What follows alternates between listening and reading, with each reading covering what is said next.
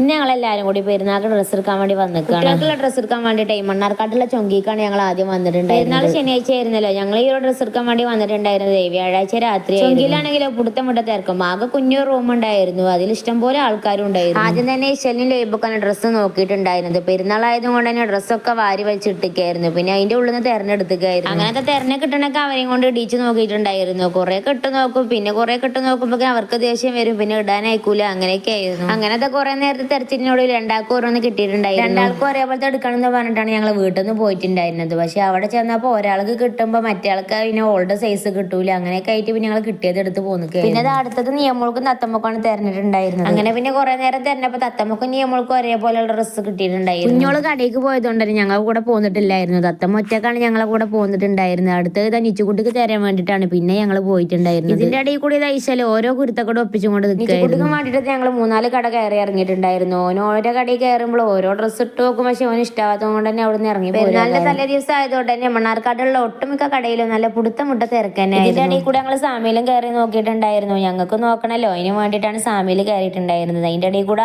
ആബി Frooti വാങ്ങിക്കൊണ്ടിരുന്നിട്ട് കുട്ടികളൊക്കെ കുടിക്കുന്നുണ്ടായിരുന്നു. സാമിയിൽ കയറിയിട്ട് ഞങ്ങൾ കുറെ ചുരിദാറൊക്കെ നോക്കിയിട്ടുണ്ടായിരുന്നു. ഇച്ചുകുട്ടി ഓനക്ക് വേണ്ടി പാന്റ് ഷർട്ടും അതിനും തിരയുന്നുണ്ടായിരുന്നു. പിന്നെ ഞങ്ങൾക്ക് രണ്ടുകൂട്ടർക്കും ഇഷ്ടമാകാത്തത് കൊണ്ട് തന്നെ സാമിന്ന് ഇറങ്ങി പോന്നിട്ടുണ്ടായിരുന്നു.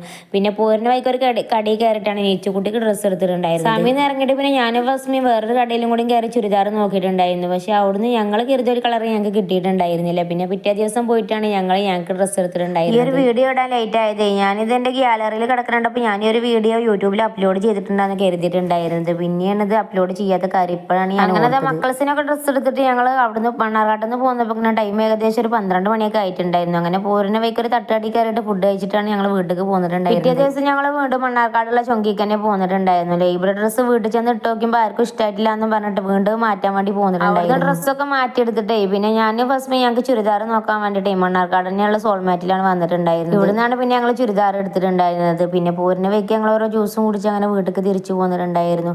അപ്പോൾ ഇത്രയേ ഉള്ളൂ ഈ ഒരു വീഡിയോ ഇഷ്ടപ്പെട്ട ലൈക്ക് ചെയ്യാനും സബ്സ്ക്രൈബ് ചെയ്യാനും മറക്കല്ലേ. അടുത്തൊരു വീഡിയോ ആയിട്ട് വീണ്ടും വരാം. ടാറ്റാ.